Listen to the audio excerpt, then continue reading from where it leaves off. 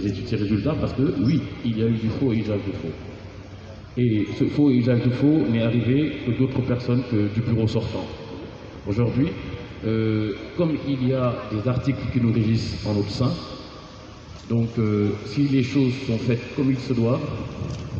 cette présidente et tout son bureau, parce que nous ne visons pas une personne,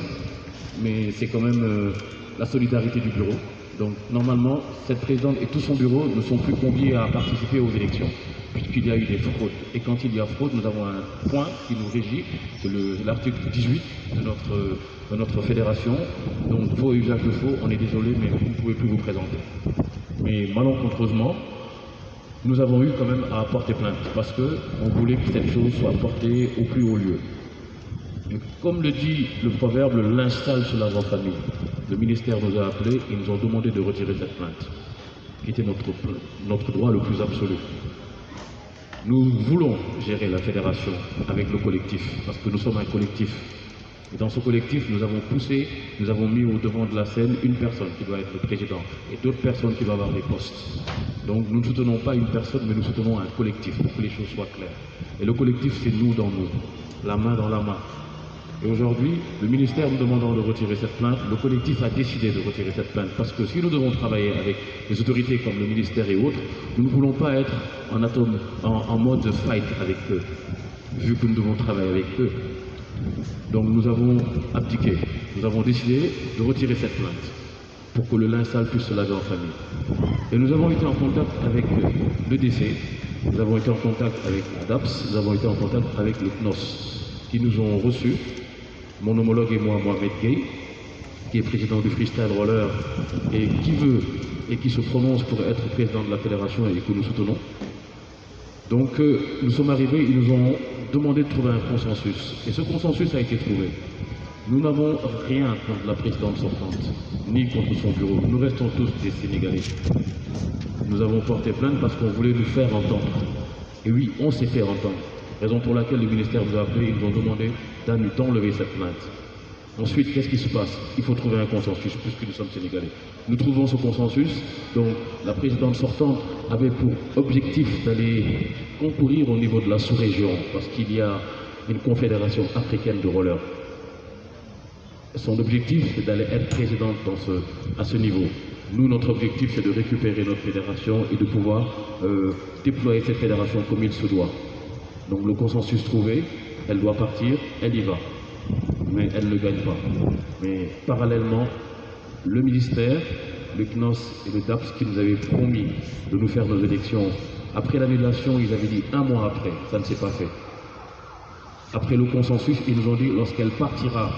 conquérir ou compétir au niveau de la sous-région, on vous organisera votre trajet. Ce qui n'a pas été fait, ni à son retour, ni jusqu'à ce jour où je vous parle. Donc je vous donne ces informations parce que depuis le mois de juillet, nous sommes en attente. Je me suis présenté tout à l'heure, sans vous dire que je suis aussi un membre de cette confédération africaine, sans vous dire aussi que je suis un membre de la fédération internationale. Donc si je suis dans cette position, tous mes homologues des pays africains et internationaux sont en train de se préparer pour l'année 2022. Et nous sommes à un stade qui est un stade où nous n'avons pas de fédération. Et vous devez comprendre qu'à un certain niveau, on parle de fédération à fédération. Si l'Allemagne veut parler avec nous, ils ne parleront pas avec nos entités d'association. Ils vont parler avec une fédération, que ce soit à la Pologne, que ce soit à n'importe quel pays. Ce sera de fédération en fédération. Et nous sommes bloqués. Nous bloquons des jeunes qui ont une passion, qui ont une fougue, qui ont une envie. Parce que être champion du monde, ça incite tous les jeunes qui sont dans ce pays à se dire que c'est possible d'être champion du monde. Et pour être champion du monde, il faut travailler. Il n'y a que le travail qui paye. La tricherie ne mène pas à la première place. Donc nous avons un bon créneau, un bon facteur pour développer cette jeunesse et alors il est poussé à aller de l'avant. Mais nous sommes bloqués, pourquoi? Parce que notre élection, nos élections, notre AG, traînent. Et pour quelle raison? Et malencontreusement, nous nous rendons compte que la présidente sortante est en train d'envoyer un programme 2022, est en train d'envoyer des affiliations, et ce qui est vraiment dommage, parce qu'il y a ampliation de notre ministère. Donc, ces entités savent ce qu'elle est en train de faire. Qu'attendent-ils pour réagir? Donc nous ne voulons pas en arriver là à parler devant la presse, parce que comme on le dit, le linge sale sur la famille, nous le faisons pour prendre le peuple sénégalais en témoin, et vous-même qui êtes présents, nous vous prenons en témoin, parce que quand même, je pense que qui dit fédération, dit que chaque Sénégalais a un droit dans cette fédération.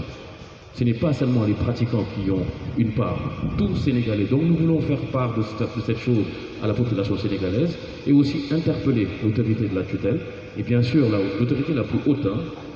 faire signe au président de la République qui a eu des propos. Il faut faire confiance aux jeunes, il faut donner à la jeunesse leur droit de développer les choses. Donc comme lui, il prompte la jeunesse sénégalaise, donc nous faisons appel au président, nous faisons appel au ministère, nous faisons appel aux autorités, nous faisons appel à toute personne qui pourrait raisonner ces autorités à nous amener à nos élections, à notre trajet, de telle sorte que le paysage de ce sport puisse se développer selon les règles de l'art. Donc c'était une introduction, donc je vais laisser mon homologue Amdi Moustapha prendre la parole en Wolof. J'espère que j'ai été assez clair pour que vous puissiez avoir des questions par rapport à tout ce que j'ai eu à dire en introduction. Merci à vous. Je vous remercie si c'est un témoin. Et que, bon, moi je vais prendre la parole en Wolof, mais le président Babacar wax rek moom laay wax. Déjà bu ñu ñëwee ci sport bi muy roller dafa doon loo xamante ne dafa niru lu bees ci atmosphère dëkk bi alors que du doon lu bees moom mi exemple la fi parce que bon moom amul ku ko gën a yéex la pour taxaw ne day jiite roller ci Sénégal. bu ñu wax dëgg rek ñun ñu si comme si mënti doon képp ku dugg si mouvement bi di pratiquer wala nga siy yëngu moom image la boo xam te moom nga njëkk seen donc foo gisee nga naan ah waa jaa ngi nii ci laa doon sa bett bi kii moo doon lii gis nañ ci ay télé clip partout donc li tax ma tàmbalee foofu c'est juste pour delloo ko benn njukkal et que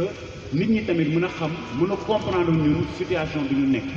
parce que fekkee ki nga xamante ne moom moo gën a app loolu ki nga xamante ne moo gën a yell pour jiite ko moom sax toog nañ lu yàgg gisuñu ko ñu jékki-jékki ba benn moment ñu gis ko donc am na lu war a mën a tax am na lu xew li xew nag moom mooy li mu wax en français mooy dañu nekk ci benn fédération mu nekk benn sport boo xamante ne dañ ko doon pratiquer muy roller bu njëkk ba dañ nekkoon CNPG ñu boole ñu ak waa SEF nekk benn comité de gestion dem ba benn moment Macky Sall bi ñu ñëwee le président Macky Sall moo ñëw ne day gunge CNPG ñu dem nekki fédération donc moo tax ñu teg fédération de roller teg fédération de surf bi ñu demee élection après président sortante moom moo njëkk jiite fédération bi donc mu amoon mandat wu 4 ans pour jiite fédération bi pendant 4 ans bi jiite fédération ci géré bu ñëwee ci gestion bi gestion bu baaxul la dëgg yàlla parce que ñun am nañ fédération boo xam ne toog nañ 4 ans du ñu am rapport d'activité du ñu am AG annuel du ñu am des réunions je dirais pas hebdomadaires mais des réunions mensuelles ou bien ay rencontres trimestrielles je veux dire par là concertation bi war a am mooy waxtaan ak nekk ensemble déggoo bi war a am ci fédération pour ñu mën a ànd liggéey parce que fédération la tudd donc fédération dañuy boole club yi donc pendant 4 ans ñun suñu mouvement dañu nekk ak benn fédération bu benn présidente bu fi nekk ak benn équipe am boo xam ne ni ko neex lay gérer affaire yi jaarale ñu ko yoon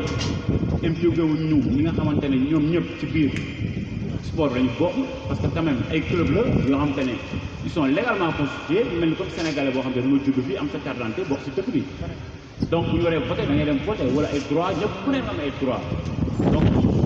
am loo xamante ne ñun bu ñu ko suñu fédération pendant 4 ans on n'a pas voulu indi ay coow indi ay yeneen loo xamante ne day yàq ànd ñu ne comme que ñoom la ñu fal te ñoom ñooy gérer ñoom ñoo am seen mandat 4 ans ñu gérer ba ñu bàyyi la ñu gérer seen mandat 4 ans ñun nañu continuer di pratiquer suñu sport lu ñu convier ñu dem ñu convier wu ñu ci dem mais mandat bu jeexee 4 ans dañuy dem élection ñu préparé wu pour bu ñu demee élection aussi ñëw di jël fédération parce que kenn ëppale wuñu ko ñu ñëpp ay sénégalais ñoo ko bokk ñëpp ay doomu dëkk bi lañ léegi bi ñu ñëwee ba élection yi ba mandat bi jeex muy mois d'avril président sortante bi dafa bañ a organiser élection ama organiser élection dañu koy préparé am na benn processus am na loo war a def chronogramme beeg yooyu yëpp elle a refusé de convoquer les élections ñun ñoo jël suñuy stratégie am lu ñu jaar jaar fu convoquer le droit convoquer les textes yi nga xam te ne moo ñu tënk régir yi muy statut yi ak règlement fédération bi pousser ba ministère organiser élection bi sous la tutelle du TAPS muy direction des activités physiques et sportives bi ñu war a organiser élection bi ñu demee ba d'accord pour organiser élection bi sax jalgatiwaat parce que tax may wax nii man damay wane damay joxe koo xam te la fi toog di jalgati tant ba léegi ay jalgati rek laay wax parce que ñoom jalgati lañu xam yow dëgg rek yàlla dañuy jalgati waaw jalgati yi nag bu lépp dañuy jël di ko weer mais damay wax ay jalgati yoo xam te bu ñu xoolee dañu koy gis première fois war na organiser élection respecté wul chronogramme bi respecté wul texte yi respecté wul dara ñun ñoo ko forcer la main pour organiser élection mu organiser élection boo xamante ne bu ñu koy organiser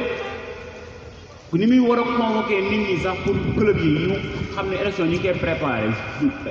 délai de 15 jours di nga war a respecté wul dara ñun ñëpp tout le temps ñu ñooy forcer à ce que ñu xam ñu am lu leer à ce que ñu mën a dem vers suñu but